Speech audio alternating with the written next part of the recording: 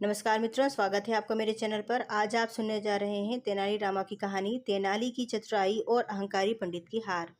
विजयनगर का भव्य दरबार उस समय पूरे भारत में ज्ञान, कला और बुद्धिमत्ता का केंद्र माना जाता था। राजा कृष्णदेव राय स्वयं विद्वानों के बड़े सम्मान करता थे।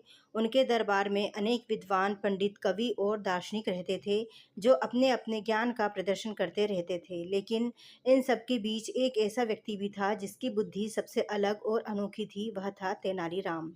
तेनालीराम की सबसे बड़ी विशेषता यह थी कि वह केवल किताबों का ज्ञान ही नहीं रखता था, बल्कि जीवन के हर छोटे बड़े अनुभव से सीखकर उसे अपनी चतुराई में बदल देता था। उसकी हंसी मजाक में भी इतनी गहराई होती थी कि सामने वाला व्यक्ति हंसते हंसते अपनी गलती समझ जाता था। एक दिन विजयनगर में खबर फैली कि एक महान पंडित, जिसका नाम था विद्या वाचस्पति सोमदेव, दूर काशी से आया है। कहा जाता था कि वह इतना बड़ा विद्वान है कि उसने कई राज्यों के दरबारों में विद्वानों को परास्त किया है।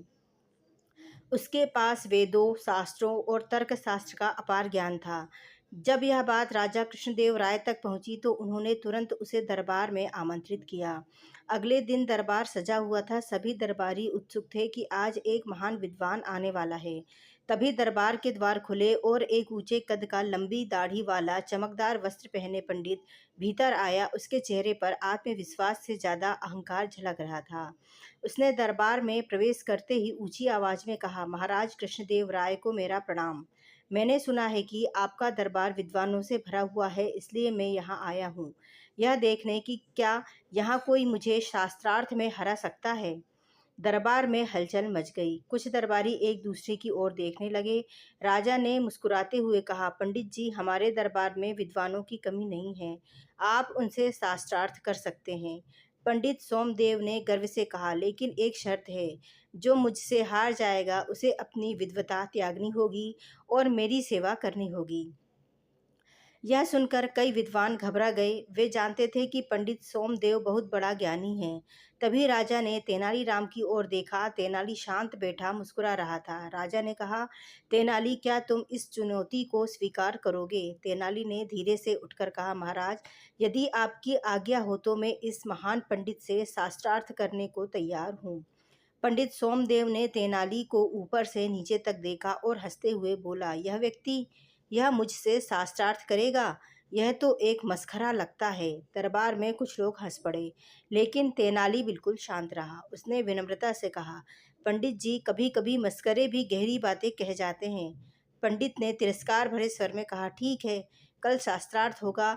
मैं देखना चाहता हूँ कि तुम्हारी बुद्धि कितनी गहरी है। अगले दिन पूरे दरबार में उत्साह था। सभी लोग इस अद्भुत मुकाबले को देखने के लिए एकत्रित हुए। लेकिन तेनाली ने एक अजीब तैयारी की थी। वह अपने साथ एक बड़ा सा कपड़े में लिपटा हुआ बंडल लेकर आया।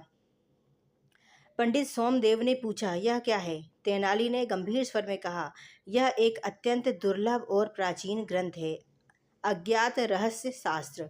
इसमें ऐसे गूढ़ ज्ञान हैं जो आज तक किसी ने नहीं पढ़े। यह सुनकर पंडित के चेहरे पर थोड़ी चिंता की लकीर उभर आई, छिपे लेकिन उसने उसे छिपाते हुए कहा, अच्छा, तो पहले तुम ही प्रश्न पूछो। तेनाली ने बंडल को बड़े आदर से सामने रखा और बोला, पंडित जी, मेरा पहला प्रश्न इसी ग्रंथ से है। बताइए, अनंत का अंत कहाँ होता है? पंडित कुछ क्षण के लिए चुप हो गया। उसने सोचा, यह कैसा प्रश्न है? इसका उत्तर क्या हो सकता है? उसने कई शास्त्रों के सूत्र याद किए, लेकिन कोई स्पष्ट उत्तर नहीं मिला। वह बोला, यह प्रश्न अस्पष्ट है, इसका उत्तर देना संभव नहीं है। तेनाली मुस्कुराया और बोला, पंडित जी, जो व्यक्ति अनंत का अर्थ नहीं समझ सकता, वह विद्वान कैसे कहलाता है? दरबार में हल्की हंसी गूंज उठी। पंडित थोड़ा झेप गया, लेकिन उसने खुद को संभालते हुए कहा, अब मैं प्रश्न पूछूंगा। उसने कठिन संस्कृत श्लोकों में प्रश्न पूछना शुरू किया, लेकिन तेनाली ने हर प्रश्न का उत्तर बड़ी सहजता और हास्यपूर्ण तरीके से दे दिया। फिर तेनाली ने कहा, पंडित जी, अब मेरा दूसरा प्रश्न, यदि कोई व्यक्ति सब कुछ जानता हो तो क्या वह स्वयं को जान सकता है? पंडित फिर उलझ गया। यह प्रश्न तर्क से ज्यादा दर्शन का था। वह चुप हो गया। तेनाली ने धीरे से कहा, ज्ञान का घमंड ही सबसे बड़ा अज्ञान है। अब दरबार में सभी लोग तेनाली की बुद्धि की प्रशंसा करने लगे। पंडित का चेहरा लाल हो गया। उसने गुस्से में कहा, यह सब छल है, तुमने कोई असली ग्रंथ नहीं लाया है। तेनाली ने हंसते हुए बंडल खोला और उसमें से निकली सूखी घास और लकड़ियां। दरबार में ठहाका गूंज उठा। राजा ने आश्चर्य से पूछा, तेनाली यह क्या है? तेनाली ने मुस्कुराते हुए कहा, महाराज यह अज्ञात रहस्य शास्त्र है जिसमें कुछ भी नहीं है, जैसे इस पंडित का ज्ञान जो केवल दिखावे का है। अब पंडित पूरी तरह शर्मिंदा हो चुका था। तेनाली ने गंभीर होकर कहा, सच्चा ज्ञान विनम्रता में होता है, ना कि अहंकार में। जो व्यक्ति अपने ज्ञान का घमंड करता है वह कभी सच्चा विद्वान नहीं बन सकता। पंडित सोमदेव की आंखों में पश्चाताप के आंसू आ गए। उसने हाथ जोड़कर कहा, महाराज मैं अपनी हार स्वीकार करता हूँ। आज मुझे समझ आया कि ज्ञान का असली अर्थ क्या है। राजा कृष्णदेव राय बहुत प्रसन्न हुए। उन्होंने कहा, तेनाली तुमने फिर साबित कर दिया कि बुद्धि और विनम्रता का कोई मुकाबला नहीं। तेनाली ने हंसते हुए कहा, महाराज कभी कभी सबसे बड़ी किताब खाली होती है और सबसे बड़ा ज्ञान सरलता में छिपा होता है। उस दिन के बाद पंडित सोमदेव ने अपना अहंकार त्याग दिया और सच्चे ज्ञान की खोज में लग गया। दरबार में सभी ने तेनाली की प्रशंसा की और उसकी चतुराई का लोहा माना। सच्चा ज्ञान वही है जो हमें विनम्र बनाता है।